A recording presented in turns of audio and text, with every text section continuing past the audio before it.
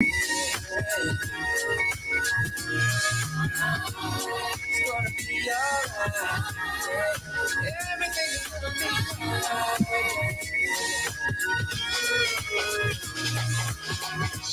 morning and welcome to News and Politics Today with Renee and Calvin Borston Hill.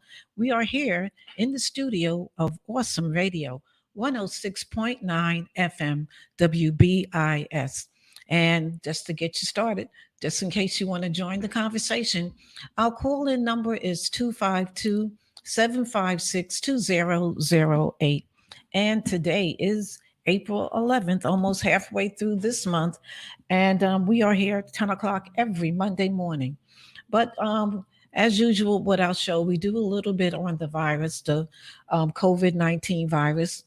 And we do know that people think that it's okay. China is still on a complete lockdown because the virus has gone rampant in that country, and it's also in the UK, and I guess they're managing it the best way. And there have been some reported cases in New York because a lot of people come in through New York, and 70% of the cases that they are now reporting on, even though cases have dropped, less people are dying. It has been that new strain. And they're saying the new strain, Calvin, is highly contagious, that it's more easily to get it than what was the other name? Good morning, Renee. I'm sorry. Good morning, Calvin. I know you're ready to get started. It's okay. What happened though is that this new strand is more infectious. However, it's not as deadly as according to the CDC. But because most people, I won't say most people, but a lot of people have taken the booster shots, so they don't end up in the hospital. A lot of times, for instance, the mayor up in New York, he came down with it, but how he realized he had something is because his voice was sort of raspy, and he tested, and the first test, the home test, was negative, but then he took another test and it came back positive. And he was in Washington, D.C., at the Griggin Club there. He was at the different places over the weekend. So that is so important that we still wear our masks when we go out. We say that every week, to wear your mask, because you never know who's infected and who's not. A lot of times people don't even realize they're infected. And then you go around them, especially if you're a senior or if you have a chronic disease, but then you need to be protected. And the best way to be protected is to wear your mask, and not wear it just below your nose, but wear it covering your nose, because that's where you inhale all these germs and impurities, So that's what we want you to make sure that we wear that mask. And we want you to be safe. And if he went to an event, was it last weekend or this past last week? Okay, so I guess he came out that he had the virus, so he tested positive over this weekend. Yes. Okay, so it took him about a week once being exposed to come down with the virus. So again, you don't know who you're standing next to. You don't know. You can't really say or control the lives of people to say, well, I know that I'm safe around them, because you don't know their level of exposure. So again, you have to have a personal responsibility for your health, your well-being. And even though people don't want to wear a mask, it doesn't mean that you should feel uncomfortable about your wearing a mask. Well, they had got lax up in New York with the mask, and the vaccines. But that's why it's so important to continue wearing that mask. We be talking about it, and we continue talking about the mask wearing, because it's so important to all of us, that we want you to be safe. I always say, this virus is something that, because the thing about this virus is that, and I say this, it can mutate, it will mutate to get to where it wants to be in your body. However, our bodies cannot mutate. So, that is something that we have to look at real serious. That the virus, because there's been 3 or 4 different viruses now, and they keep mutating to get stronger and different so that it can get into our bodies. But our bodies, again, cannot mutate. So that's why we have to be so careful and alert with these viruses that's going around. Okay, so moving right along, because Calvin, we cover quite a few topics in our hour, and the reason why we can't stay on them is because we just want you to do further research on things that we're trying to bring to your attention. So again, the 5 caller apps are very important because your voice needs to be heard. Now we do know that could Judge Ketanji Brown Jackson was appointed this past or last Friday. And we do know that when the votes went in, it was bipartisan because you had people from both sides of the parties, the major parties, voting for her. However, there was only 3 Republicans that did vote to confirm her. Well, And the reason, okay, give me 1 second, Calvin, because I will forget. It's okay. Go right ahead. um, and the reason why I'm bringing this to your attention about the 5 caller apps is because we know for here in North Carolina, our senators are both Republicans. So even though they're Republicans, and I'm not saying what party I'm associated with, but we have to talk to them to let them know what our view is. And what they did so rudely as she was being confirmed, some of the Republican Party people didn't wear ties, which meant they couldn't come onto the floor as a rule. And that right after she was being confirmed, they walked out. And I don't want anyone to not not be joyous about this. And later on in the show, I'm going to play her acceptance speech because this is a big deal.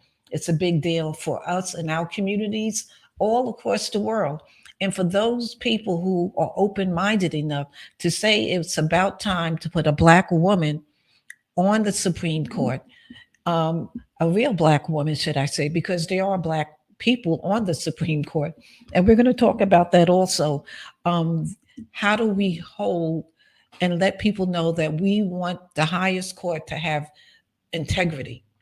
And it's been challenged now with Clarence Thomas, and his wife, Jenny, and her role that she played in the insurrection.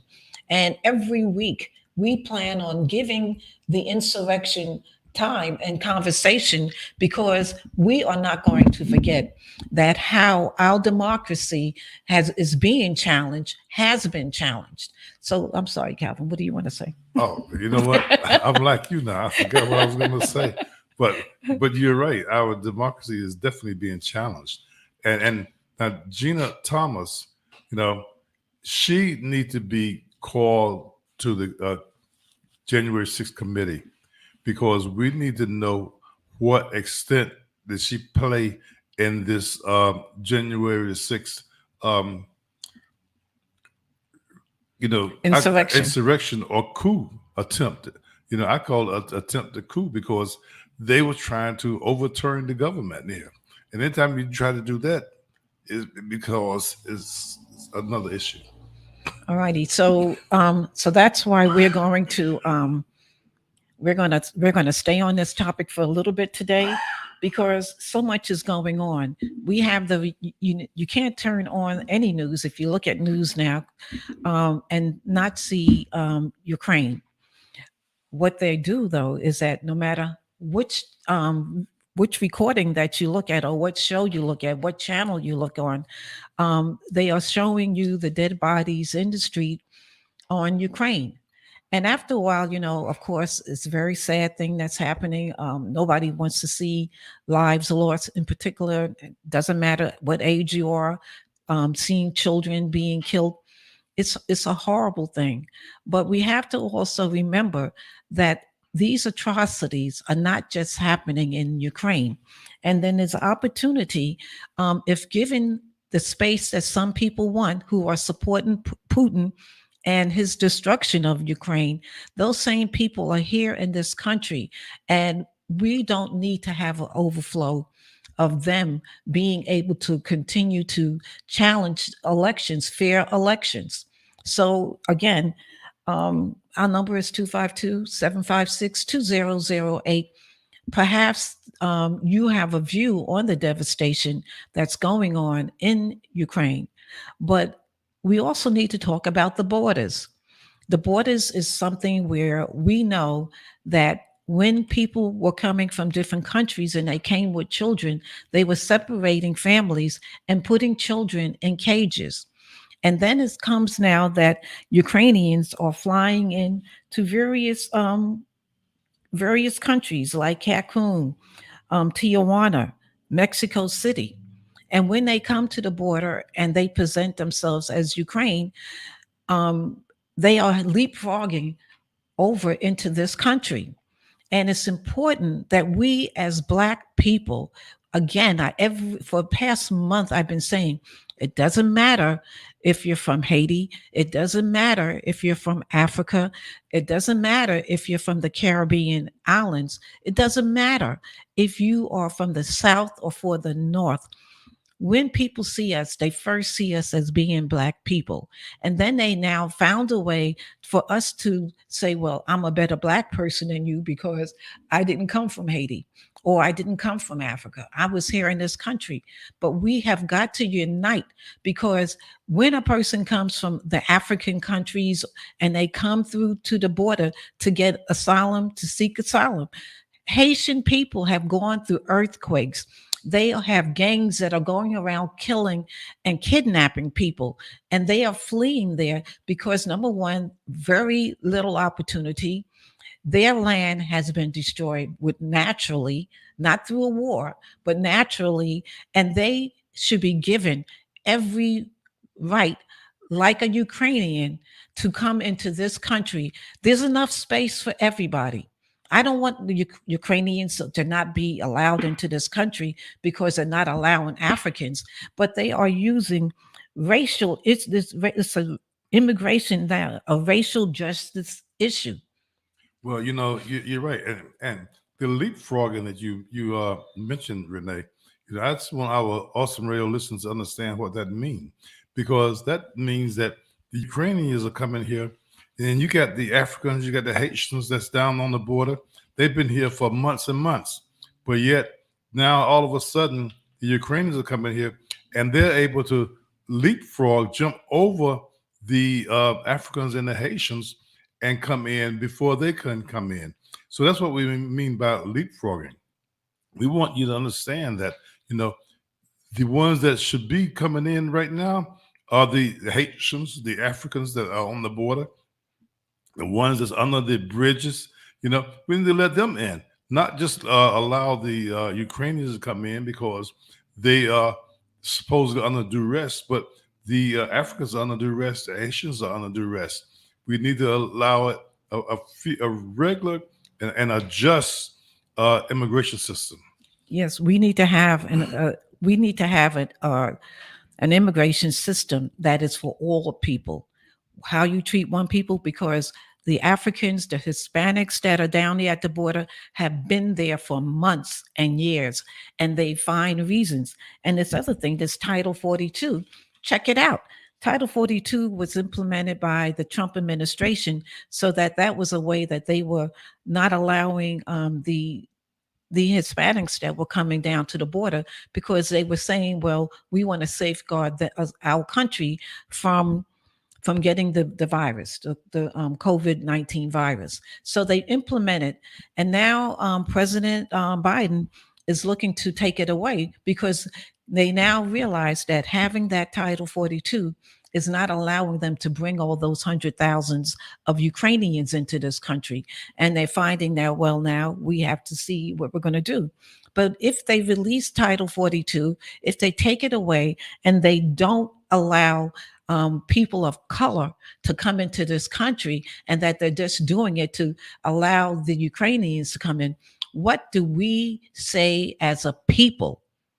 Okay, this is where you have to call your legislators and know exactly how we want fair immigration for all people. Okay, all people. All people. We are the children that they had locked up and separated from families. We don't even hear about that anymore. And don't think that it was just Hispanics that they were imprisonating at the border. They were doing Black people also. Well, and you are so right on point, Renee. And the thing is, they want the young folks that's down there now that's still in cages. What are they gonna do? They're gonna leave them in cages forever and ever. At some point, they're gonna become 18, 19 years old, and they're gonna have to release them. But where are they gonna release them to? Back to wherever country they think that they came from? We need to make sure that immigration is for, like you said, for everyone. Everyone needs to be able to come here. If they are running away because they are living in a bad, dangerous environment in their home country, then they need to be able to come here, just like the Ukrainians are coming here now. They're talking about 100,000 Ukrainians coming here, and they're setting up jobs for them. Well, why can't they set up jobs, Renee, for the Haitians and the Africans that are trying to get in here? Because it's a racially injustice issue, and we have got to speak on it. We have got to let people understand about it. Now, and this swinging back, okay, let's see. Okay, swinging back around, let us just also mention that this is election time. We have people who are going to be primaried in April, and we are going to be here from Awesome Radio. We are going to actually be doing some candidate forums, and we're going. Let me just read this, what we have here. Hello, Pitt County. Awesome Radio, WBISLP 106.9 FM is hosting two nonpartisan candidate forums for candidates in the May 17th primary election. Thursday, April the 21st, from 6 p.m. to 9 p.m., we are going to be at the Pitt Community College, the Goss Building, 169 Bildor Road, Reedy Branch, Winterville. All state and federal candidates will and have been invited. U.S. Senate, U.S. Congress, North Carolina State, North Carolina House of Representatives. And then on April 23rd, that's a Saturday, at 9 to 12 p.m., located at the Greenville City Hall, all Greenville municipal candidates have been invited. Greenville City Council, Mayor, and Pitt County Board of Commissioners. So jot down your questions and concerns and send it to us here at the admin at wbisawesomeradio.org. Or you can inbox it on Facebook. Or you can stop by the radio station. We have a box out there that you can put your information or your questions in. We want you to participate, because when we don't participate and we sit still or be quiet, things happen, and then we wake up and we say, well, how did we get here?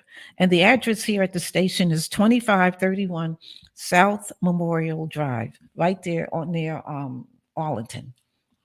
You did that very good, Renee. I like that. So, but it's important, okay? Because I'm saying to you, you have got to stay connected with your Congress people, with your legislators, because they make major decisions that have an impact on your life, in your life. And again, Awesome Radio is always trying to at least let our listening audience know that we care and we want you to participate in all elections. Elections have consequences, and this is why we are in the situation all over this world, because we have people that don't necessarily represent us. Well, Renee, and you talk about elections, and elections have consequences. Well, just think, we have Ketanji Brown Jackson. I don't want to mess up her name. Ketanji. Right. Well, she would not be in this position now if Biden had not won the election. Just think about that for a second. That's why elections, is so important. Voting is so important because if Trump had won the election, well, what would have happened? We would still not have her. We would have had someone else that have really not really be qualified. Okay, so we're coming up for our first break. Partial funding for this program is brought to you by Blessed Hands Car Wash and Detail Plus, 2016 Chestnut Street, Greenville. Vehicle inspections, U-Haul rentals, spick and span hand vehicle wash and detail. That's Blessed Hands, 252-413-0609. Open Monday through Saturday, 8 o'clock a.m. to 5 o'clock p.m. Blessed Hands Car Wash and Detail Plus, 2016 Chestnut Street, Greenville, 252-413-0609. Thank you, Blessed Hands Car Wash and Detail Plus, for your support. I'm Miriam Neff with Wise Women Managing Money. And I'm Valerie Neff Hogan. Are there generational differences in spending? For sure. Millennials spend less on cars and homes than previous generations. Val, you shop more online than I do, but I'm changing. What all generations have in common is the biblical foundation that you earn first and then spend. Proverbs 24:27. Till your field and then build your tent. In today's words, work and earn. Then base your lifestyle, home, tent, mobile home, apartment, on less. Generosity is important in that plan. This guideline does not guarantee wealth, but obedience has the blessing of contentment and the knowledge that the unexpected and planned are not beyond God's knowledge and willingness to guide us. This feature at wisewomenmanagingmoney.com. Hi, this is Stephanie with Physicians East with Dr. Armistead, Dermatology. You are listening to Awesome Radio 106.9.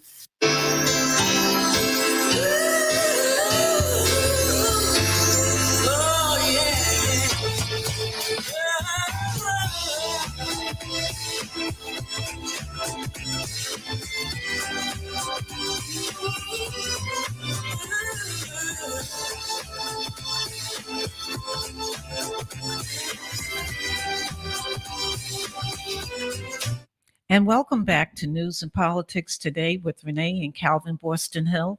We are here at Awesome Radio 106.9 FM. And one of the things that I wanted to talk about is that in this country, okay, with all that is going on with the inflation, I'm sure everybody has felt the hurt going to the pump, Calvin, and also food prices with inflation.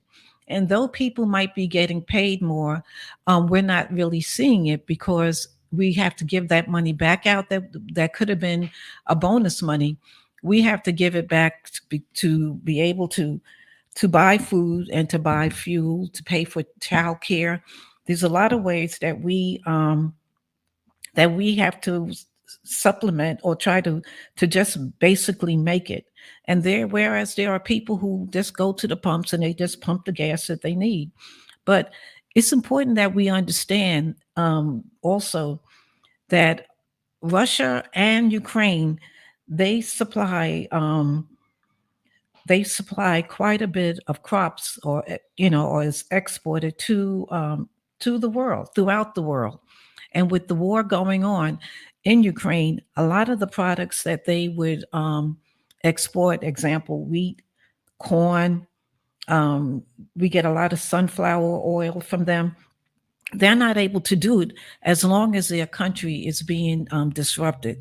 So one of the things that we have got to do is that we cannot wait to go to the store to get some flour because we want to make some bread or make maybe fry some chicken. We have to understand that when wheat is not being produced or exported out of a country, it's going to have an impact when we go to the store to be able to buy it. It's just like with the bird flu that is happening with turkeys and chickens. We went and they doubled the price of eggs now. And really, you just go to the store and you pick up what you have. But when you're finding that you have to buy or spend more for the same items that you've been having, not only are they packing things in smaller packages and charging the same price, but they're putting them in smaller packages, Calvin, and now it's costing us more. But we have got to prepare because there could be food insecurities. And certain people will be able to go to the store just like they go to the gas pump and get whatever they need, pay the money that is requesting. But there will be families and people who cannot do that. So I say we should prepare ourselves. There are different companies that are out there that have large supply of products for survival, and you can check out the websites if you're interested. I will post it later on my Facebook page about the food insecurities. But like have canned things, or these companies might be selling rations like they do for the military. Well, yeah, but I don't really want any military rations If you today. don't have any food, you would. But the main issue though is that you canned food. We can always use canned food. You know, a lot of times canned food, the expiration dates on them are years and years. So that's why it's so important. Because we don't know what's going to happen with this Putin trying to get into Ukraine, and not only that, but what's going to happen once he get in there? If he get in there, the United States is sending a lot of material equipment over there, and not only the United States, but England, a lot of other countries are sending fighting equipment over there.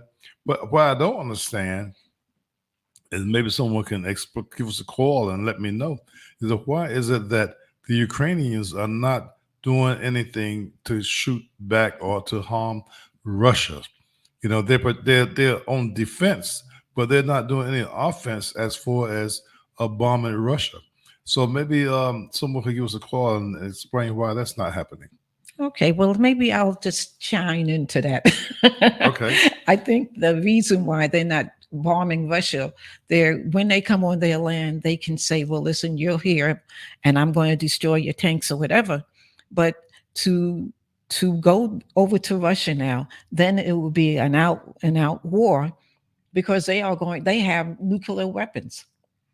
And Ukraine does not have all the things that Russia has in terms of their arms, in terms of the nuclear weapons. Remember, Ukraine got rid of their nuclear weapons, or they suppressed them in order to be able to have certain communications going on. And they're doing the best. But countries are now giving them weapons that are comparable to Russia. But we don't want to really open up that can of worms. We don't want to, I don't know, what do we want to do? But I know that if Russia takes over Ukraine, there is nothing stopping him to go further into Europe, like to Poland, to all the Czechoslovakia, all these other European countries. Well, and that's true, Renee. But the thing is, if Putin decide that he wants to go into these other countries, he could care less.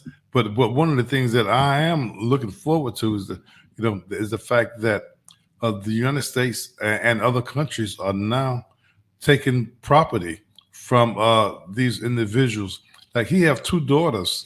When I say Putin have two daughters now that they have taken some of their property. They're taking these major yachts, from the autocrats that are really there for Putin.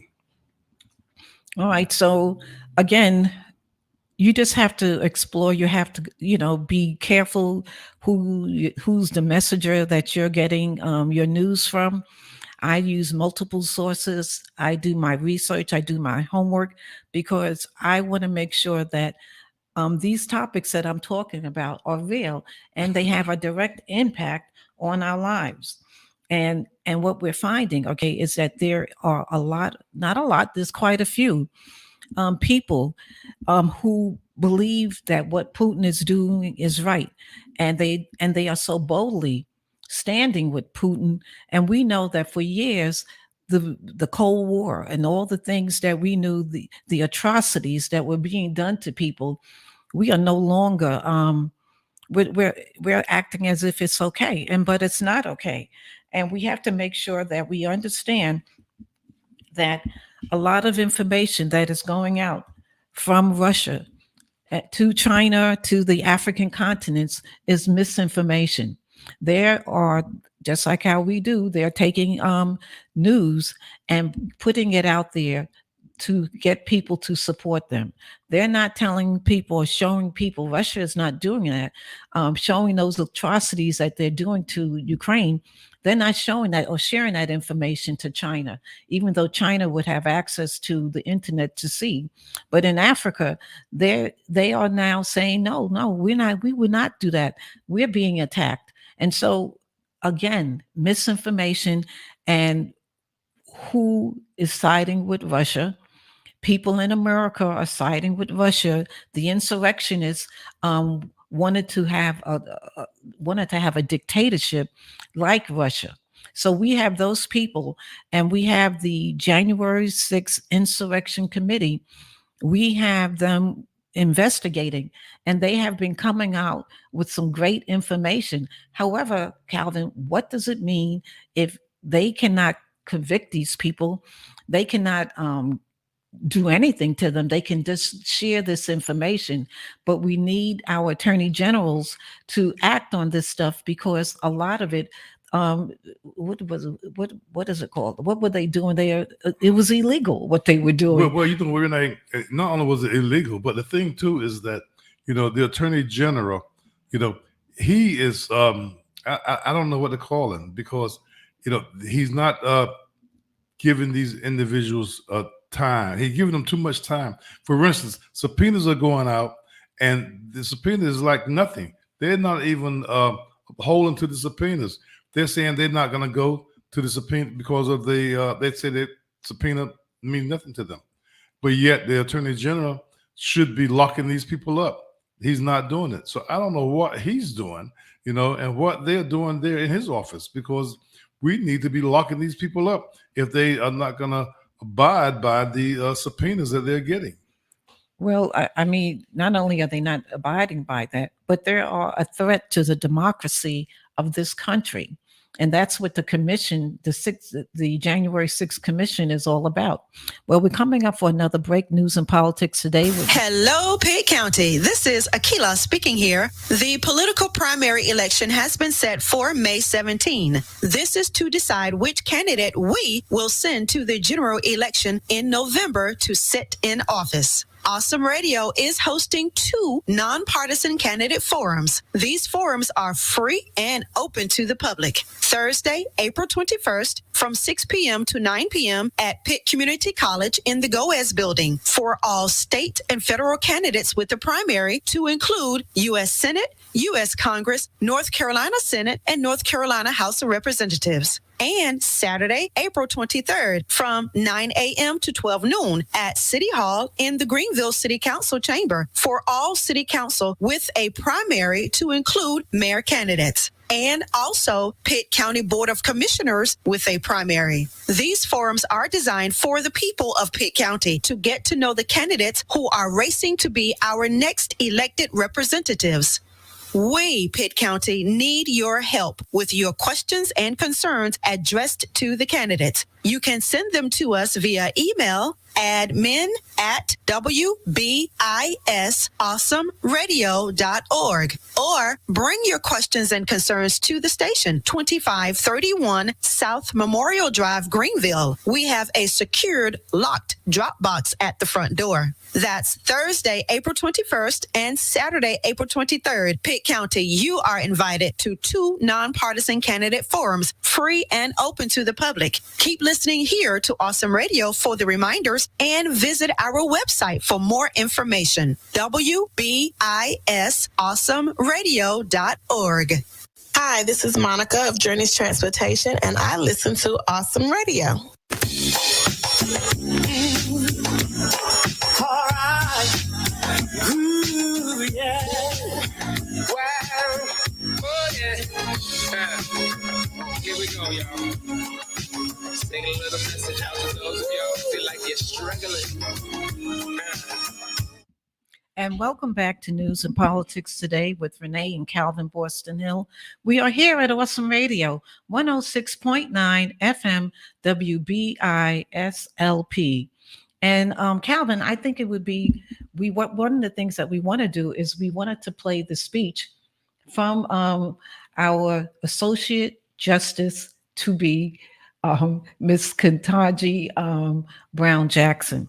And her acceptance speech was so powerful to me, and I just think that it's important that we have an opportunity to play it for you here today.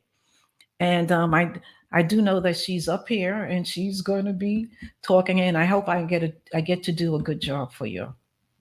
You know, while you're doing that, setting that up, Renee, you know, it just got it. Heard a lot from me and about me. So I hope to use this time primarily to do something that I have not had sufficient time to do, which is to extend my heartfelt thanks to the many, many people who have helped me as part of this incredible journey. I have quite a few people to thank, and as I'm sure you can imagine, in this moment, it is hard to find the words to express the depth of my gratitude.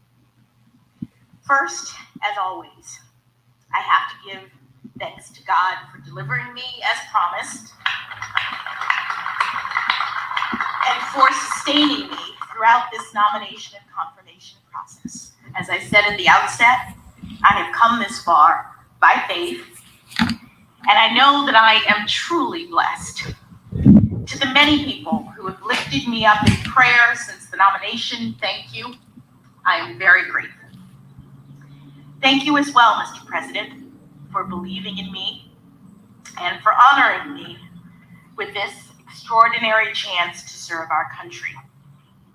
Thank you also, Madam Vice President, for your wise counsel and steady guidance. And thank you to the First Lady and the Second Gentleman for the care and warmth that you have shown me and my family. I would also like to extend my thanks to each member of the Senate. You have fulfilled the important constitutional role of providing advice and consent under the leadership of Majority Leader Schumer. And I'm especially grateful for the work of the members of the Senate Judiciary Committee under Chairman Durbin's skillful leadership.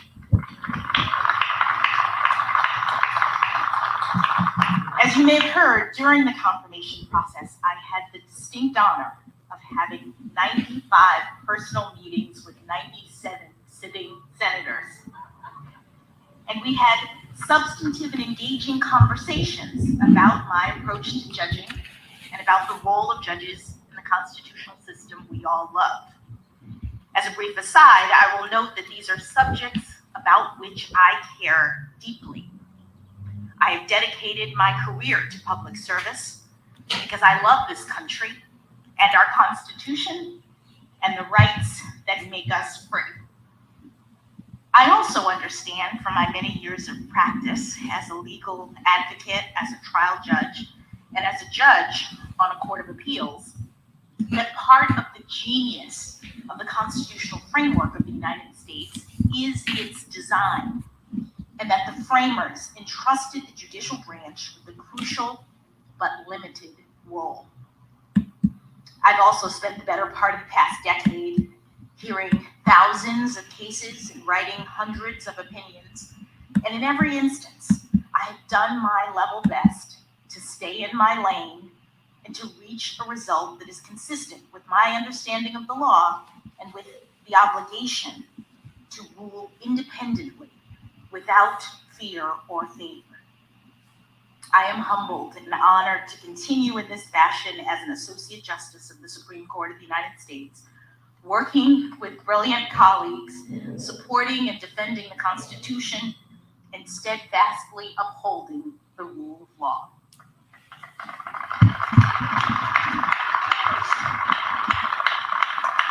But today, at this podium, my mission is far more modest. I'm simply here to give my heartfelt thanks to the categories of folks who are largely responsible for me being here at this moment.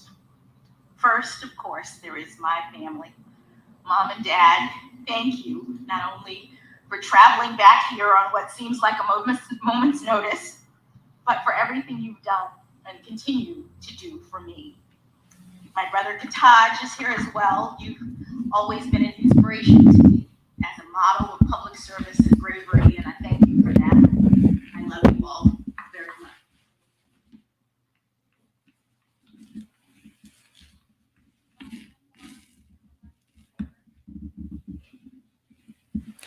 Well, we played part of the speech for that Associate Justice Kataji Brown Jackson said. We've been hearing bits and pieces of it all throughout the weekend, and one of the things that I'd like to just express from what really gave it to me is that she spoke about being one generation. Her parents were born in a segregated state, segregation times, and yet she was able, through the support of her parents, to believe and to understand that the sky was the limit for her. And her parents were educated, are still educated. They were teachers. Her dad was a lawyer, and she remembered the time when she would just be sitting and watching her dad study law, because he was teaching. He left teaching, but yet he went and he achieved a law degree. And opportunities, and we don't know how opportunities are afforded some people, and yet some people don't get those same opportunities. However, when you can see that we've had in my lifetime, Calvin, we've had our first Black president, and we do know that the Congress, there were people in Congress that did everything to make it so that he could not succeed. But just the fact that he had a 2-term presidency, he has accomplished so many things. And here it is now, after that disastrous 4 years ago, that we have a president who said on the campaign trail, if I'm elected, I am going to put in place the first Black female Supreme Court justice. And he kept his word. And I am just saying, she was educated, but yet what they did to her, the Senate, in their questioning, in their line of question, they did everything to diminish her. They did everything to disrespect her. But whenever they see a strong Black woman, they want to annihilate them. And we got to see, because Biden selected as his vice president a Black woman. And they are constantly attacking her for her Blackness and trying to diminish who she is as a person. And I'm just saying that we have got to stand strong. We have got to unite, because the forces are out there against us. And when I say that we have to unite, it's on issues that concern and have a direct impact on us and our community. And we are so, I don't know, Calvin, you have anything to say? Well, I always say what President Obama used to always say, vote. That's the most important thing you can do, is vote. Because by voting and voting the right person in office, we're going to be doing municipal elections. We're right here in Pitt County.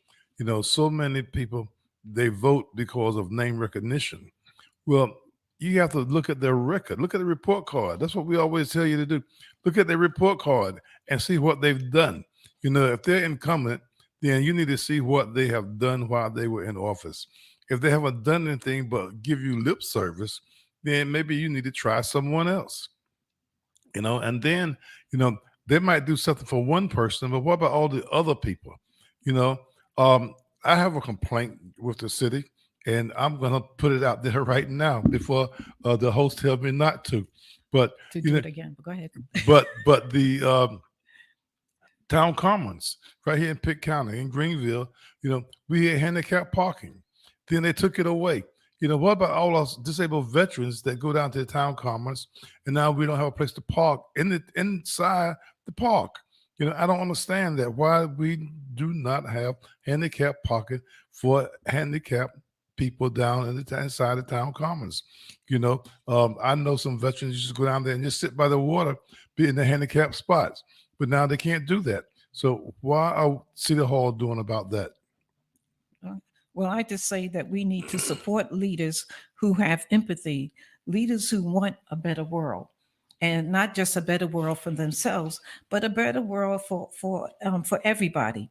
We have to pay attention again to what Russia is doing. We have to pay attention to to the people who have the power, because I am all for the great job and the things that President Biden is trying to do, but I'm not for opening up the borders for just and allowing Ukrainians to leapfrog over and not take into consideration all the people of color who have been seeking asylum from all this time, and the destruction of lives that are being done at the border.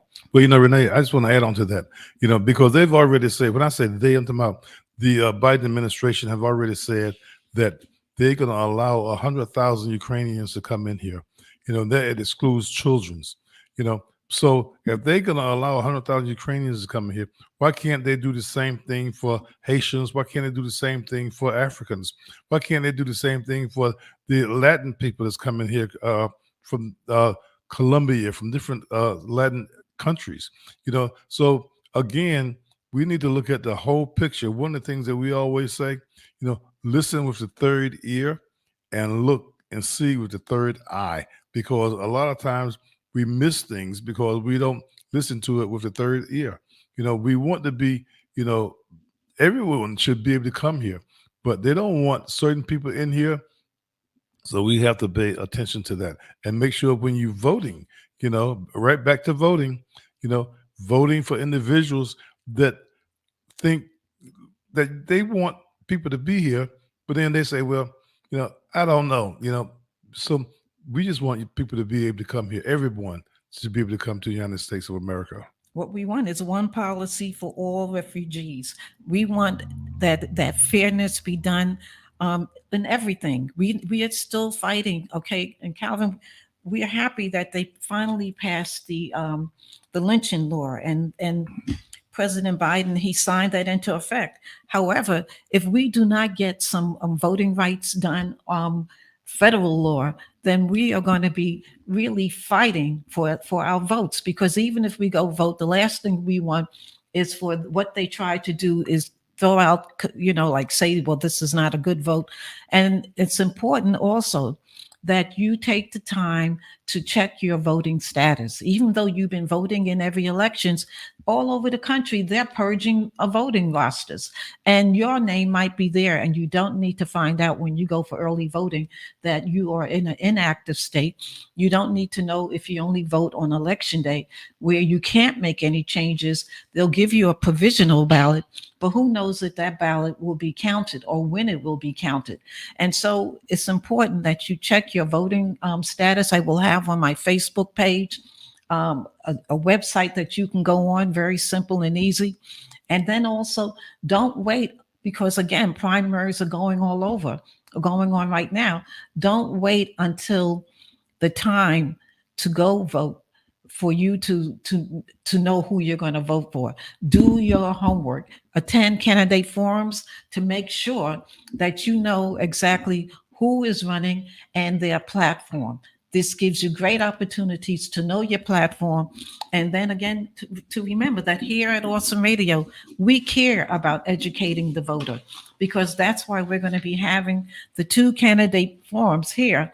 One is going to be on the 21st, that's a Thursday, from 6 to 9 at the Garth Building. And the other one is going to be at the City Hall, because most of the people there are up for re-election.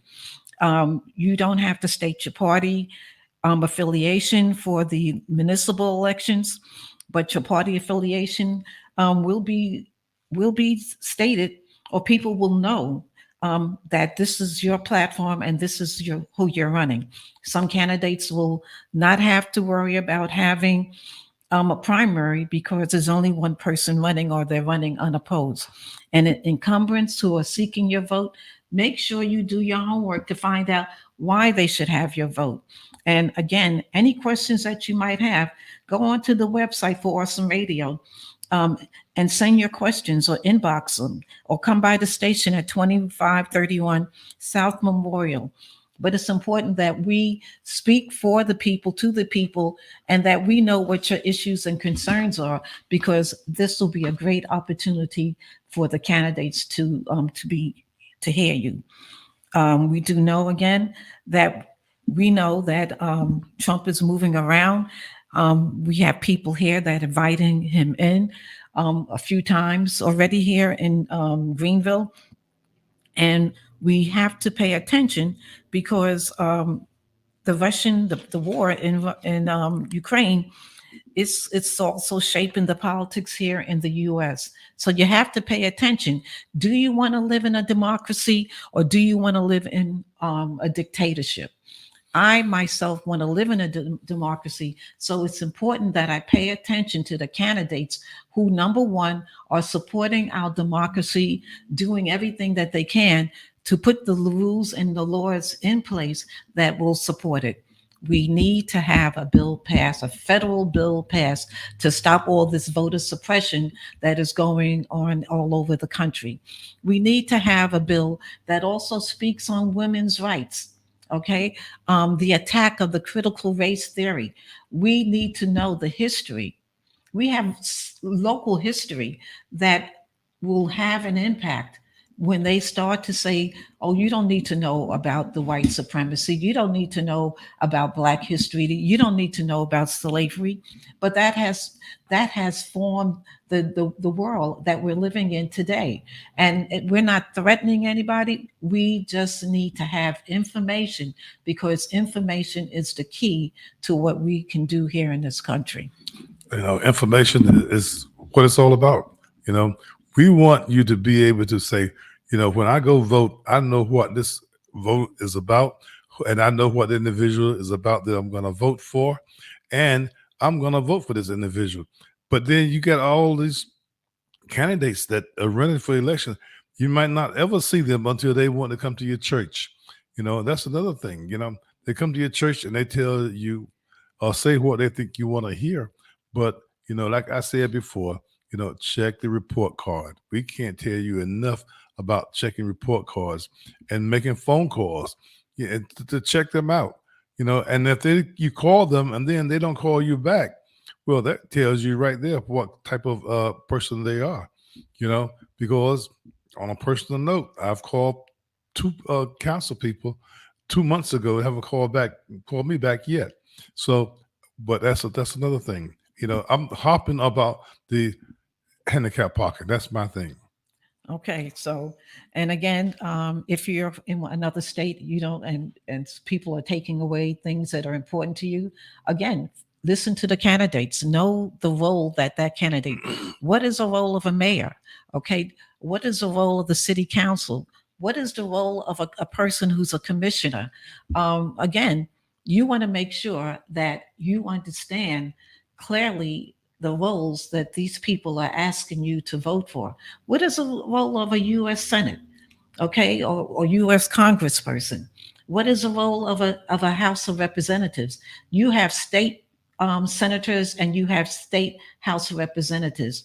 You have people in Congress who are senators and people in Congress who are in the House of Representatives. And again, it was important that when it came time to certify the election, it was the House that role was played in. And it was the House that 147 people voted and supported the insurrection because they did not certify the election. Some of them are still walking around because all of the people in the House of Representatives are up for election. They have a 2-term and they are still touting that Trump won the election. And they supported that by not voting to certify the election for President Biden and Vice President Kamala Harris. Do your homework. Are those the people that you want? Well, we're at the end of the show at News and Politics here at Awesome Radio. My